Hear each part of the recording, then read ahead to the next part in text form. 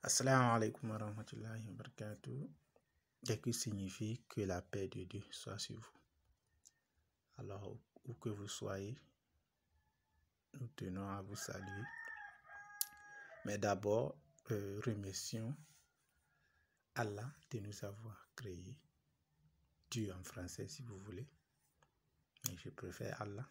Vous allez comprendre pourquoi.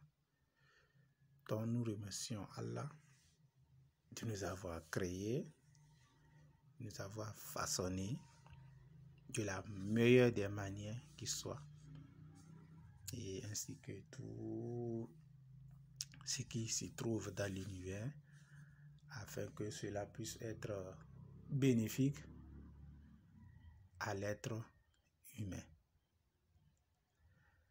Aujourd'hui, nous tenons à aborder une science dont je suis incapable de nommer. Et au passage, il n'y a plus de langage, à mon sens. Nous avons compris, ou j'ai compris, que la science peut être divisée en deux catégories. Dans la première catégorie, nous pouvons parler des sciences humaines.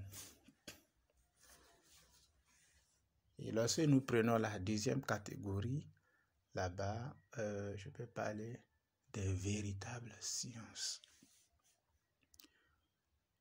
Pourquoi cette distinction? Lorsque nous prenons la première catégorie, dont les sciences humaines, nous avons les mathématiques, la géographie, de l'histoire, de la botanique, de l'économie, etc. Et là, si je prends la véritable science, ça révèle de la question de la création, par exemple, de l'univers, en un mot. Et parlant de l'univers, nous faisons directement allusion à Allah, tout simplement. Et de tout ce qui fait allusion à Allah, nous ne faisons qu'appréhender ce que notre esprit peut voir.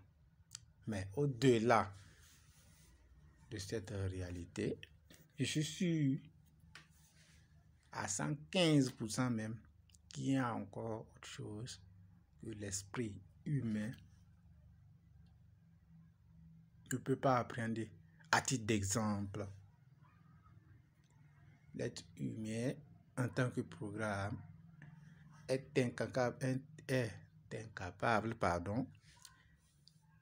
et le serait toujours, pour faire quoi? Pour créer un cœur. Ça, c'est un exemple. Le lait maternel aussi, les scientifiques ont essayé, mais ils se sont basés sur le lait maternel, ses composants surtout, et à guise de ceci, ils ont pu réaliser le lait artificiel. Mais ce lait ne serait jamais la même chose que l'original.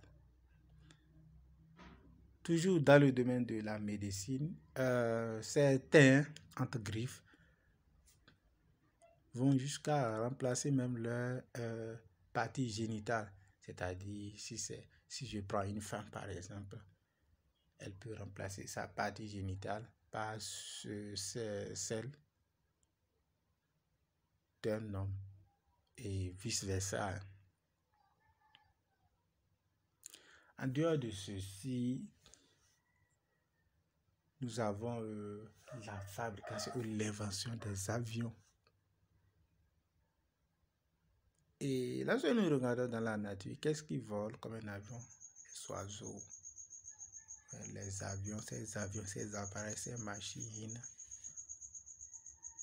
ont une limite. Donc, lorsque vous allez faire une observation personnelle, vous allez vous rendre compte que tout simplement, l'être humain n'a fait qu'imiter ou copier la création divine.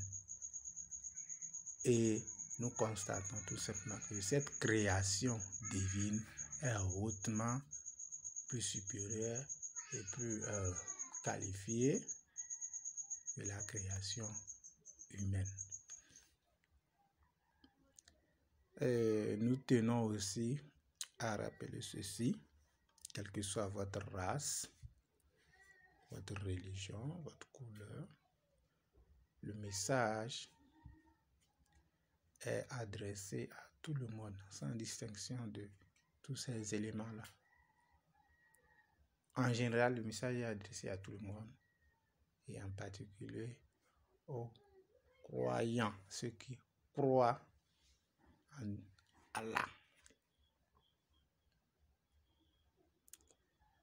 Et le message va porter quoi au juste? Nous voulons aborder aujourd'hui un sujet un peu particulier. Mais bien avant tout ceci, permettez-nous de remercier encore une fois Allah de nous avoir créé surtout en tant qu'être humain conscient.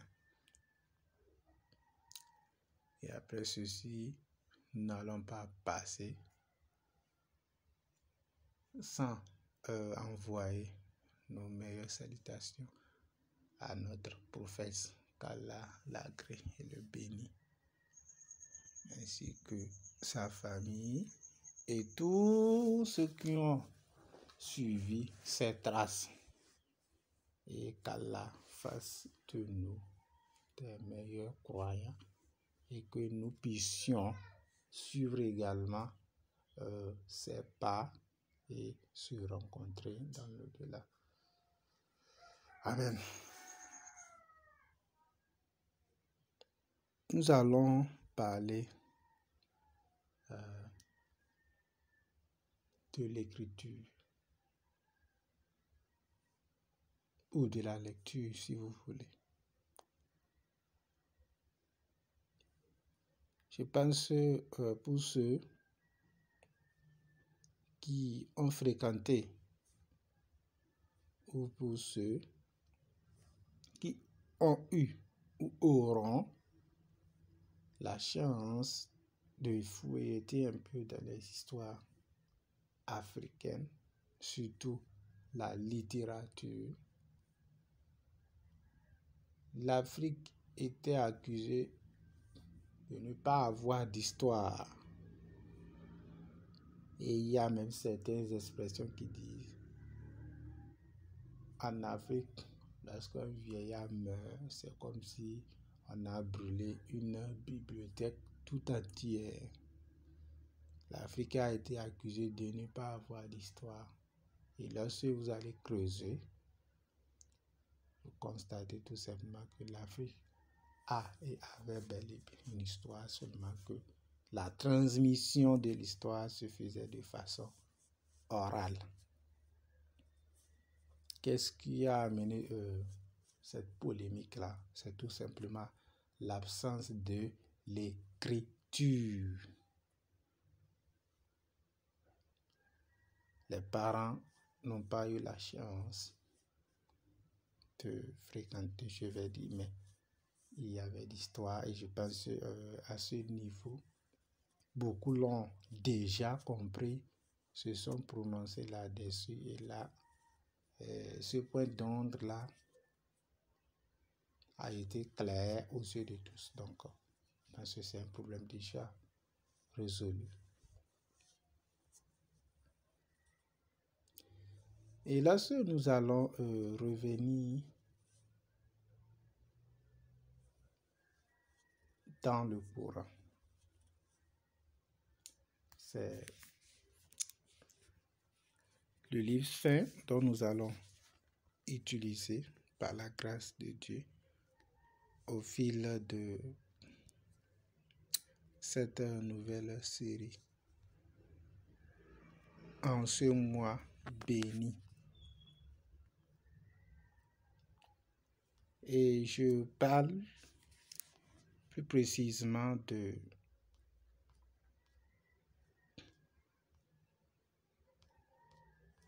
cette sourate-là, la sourate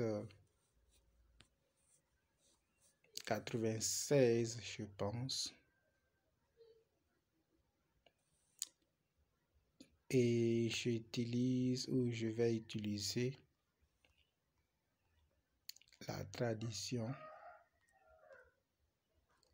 d'Ibn Kathir. Donc pour ceux qui connaissent Ibn Kathir, c'est un célèbre savant,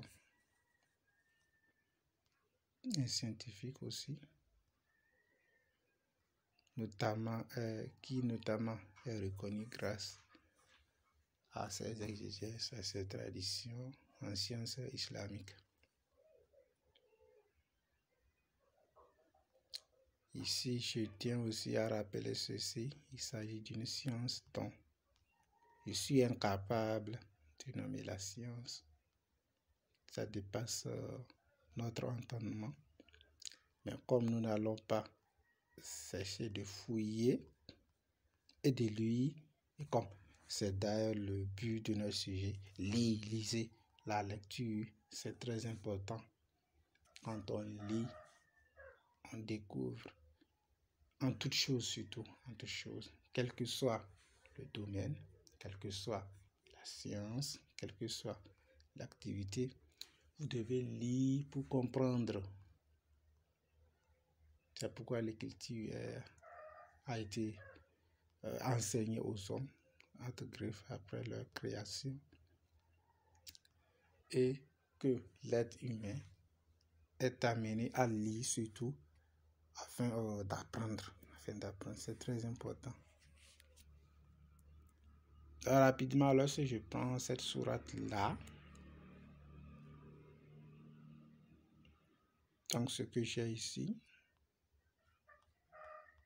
un début en même temps, on dit cette sourate est la première révélée à Mohammed, que la paix de Dieu soit sur lui.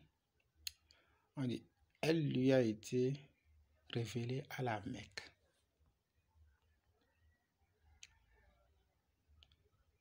Donc, la sourate commence. On dit au nom d'Allah, le tout miséricordieux, le très miséricordieux. On dit lis, voilà. Lis.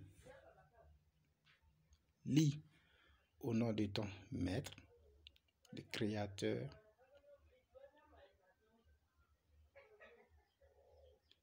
qui a créé l'homme du caillou de sang.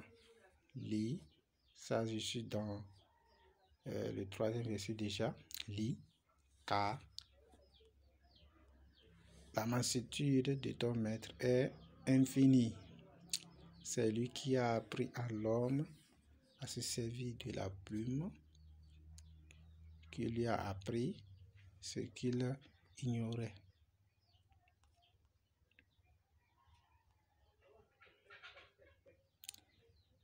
Et pour ne pas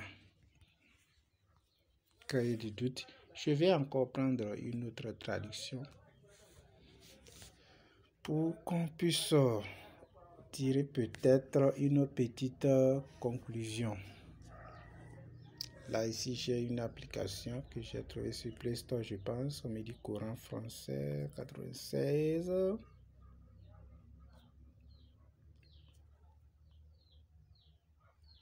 Voilà, j'ai ça ici. 96. D'accord, donc au nom d'Allah, le tout miséricordieux, le très miséricordieux, oui. On dit lis au nom de ton Seigneur qui a créé l'homme d'une adhérence. Il y a un changement de mot. Lis, ton Seigneur est le très noble qui a enseigné par la plume, en entre crochets le kalam, a enseigné à l'homme ce qu'il ne savait pas. Prenez garde, vraiment l'homme devient rebelle dès qu'il estime qu'il peut se suffire à lui-même à cause de sa richesse. Mais c'est vers ton Seigneur qu'est le retour. As-tu vu celui qui interdit à un serviteur d'Allah, entre crochets Mohammed, qu'Allah le bénit, l'agrée, de célébrer la salat? Ça c'est une question. Vois-tu s'il est sur la bonne voie ou s'il ordonne la piété? Vois-tu s'il démente et tourne le dos? Ça c'est des questions. Ne sait-il pas que vraiment Allah voit? Maintenant, s'il ne cesse pas, nous le saisirons. C'est par le toupet d'un menteur, d'un pécheur, qu'il appelle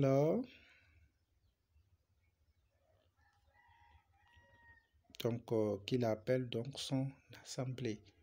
Nous appelons les gardiens entre crochets de l'enfer. Non, ne les obéis pas, mais prosterne-toi et rapproche-toi. Donc tout simplement, la conclusion que nous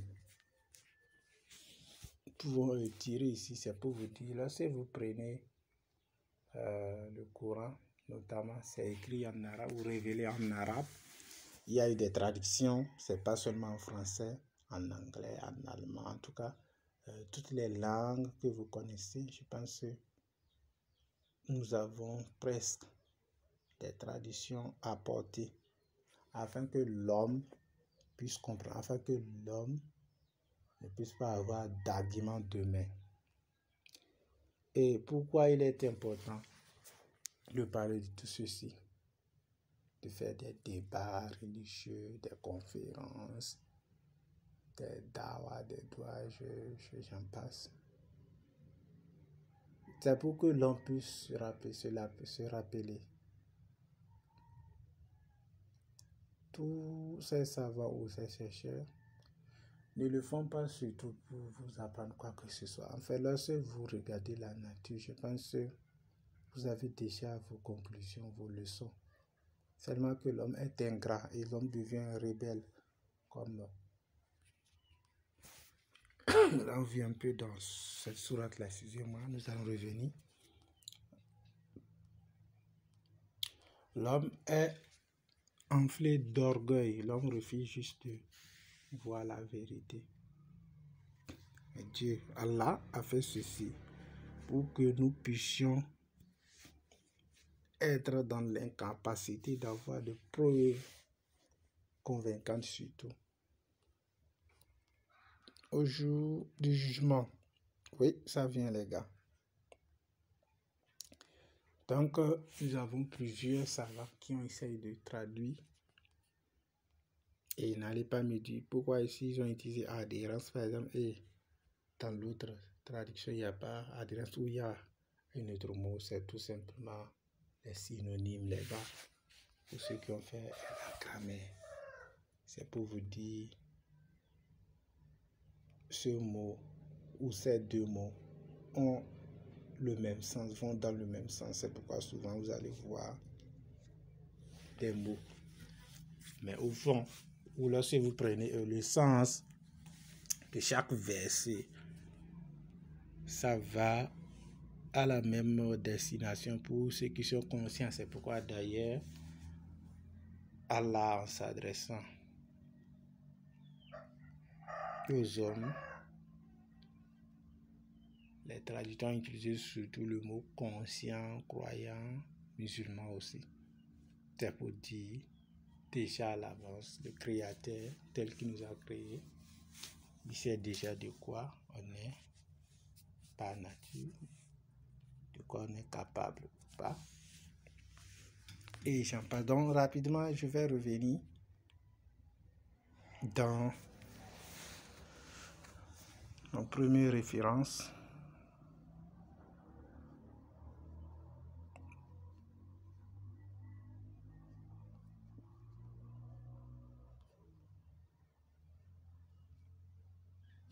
Donc là, si je prends le premier verset, on dit « Lis au nom de ton maître le Créateur. Lis. Donc là, je pense ici déjà, le message est déjà clos. C'est pour vous dire, la lecture est très important. Entre choses, entre guillemets, nous pouvons dire la quête de la connaissance aussi. Parce que lorsqu'on lit, quand on lit, on apprend. Mais généralement, il faut lire et comprendre pour pouvoir apprendre. Mais lorsque vous apprenez, c'est probable que vous oubliez. Et quand on oublie, il faut se rappeler. Comment se rappeler? Soit vous reprenez la lecture, ou soit vous décidez d'écouter, comme je l'ai cité tout à l'heure, des conférences, des débats, des médias. Si ça parle de la religion entre griffes. Et lorsque nous prenons cet extrait de tradition, le traducteur a pris d'abord les 5 premiers versets. Il dit: lis au nom de ton maître, le Créateur qui a créé l'homme du caillou de sang. Lis, car la mansuétude de ton maître est infinie. On dit: c'est lui qui a appris à l'homme à servir de la plume, qui lui a appris ce qu'il ignorait. Pour aller plus loin, il dit: Aïcha, la mère des croyants, que Dieu l'a créée, raconte. Les visions pieuses furent au début de la révélation. Le messager de Dieu, qu'Allah le bénisse et le salue, ne voyait l'une d'elles sans qu'elle ne soit comme la clarté de l'aube. Puis il aimait la retraite, se retirait dans une grotte appelée Hira, où il s'adonnait à des pratiques culturelles selon la religion d'Ibrahim, pour passer un nombre de jours. À la suite, après avoir emporté avec lui de quoi vivre, avant de retourner chez sa femme. Ensuite, il retournait chez Khadija pour s'approvisionner de la prononciation, de vivre en vue de passer des nuits semblables, jusqu'à ce que la vérité lui fût apportée dans la grotte de Hira. Donc ici, autant que nous sommes, ces histoires ont été faites pour que l'être humain, en tant que programme, puisse se rappeler de certaines choses ou puisse tirer beaucoup de conclusions. Et c'est là, pour aller plus loin, certains savants disent, si vous prenez le courant, c'est la vie en un mot. Tout ce que vous devez savoir doit être dedans. Et je pense que certains même en font déjà et ils s'enflent d'orgueil. D'accord? Et ils s'enflent d'orgueil, tout en faisant semblant d'être les détenteurs de la science. Or, nous le savons bien, le détenteur de la science, il est unique. Mais pour ceux qui sont ignorants, ne vont jamais le comprendre. Alors, lutter tout possible pour quitter cette ignorance-là ou pour guérir cette maladie-là. Au passage, c'est une maladie. Ce passage que nous venons de lire nous fait comprendre tout simplement que lorsque vous vivez,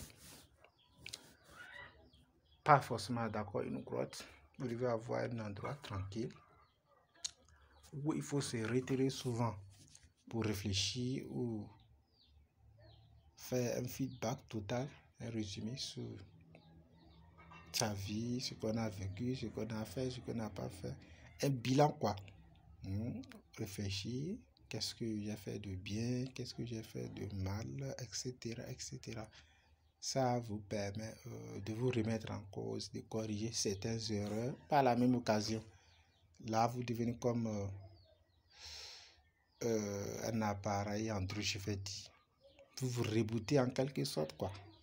Vous essayez d'ajouter de nouvelles pièces de collection à votre fonctionnement, si vous voulez. C'est vraiment important. C'est vraiment important. Pour aller plus loin, il y a des sujets ou des thèmes qui en abordent plus. Je ne vais pas m'attarder sur ça parce que ce n'est pas mon message. Mais je vous conseille quand même de chercher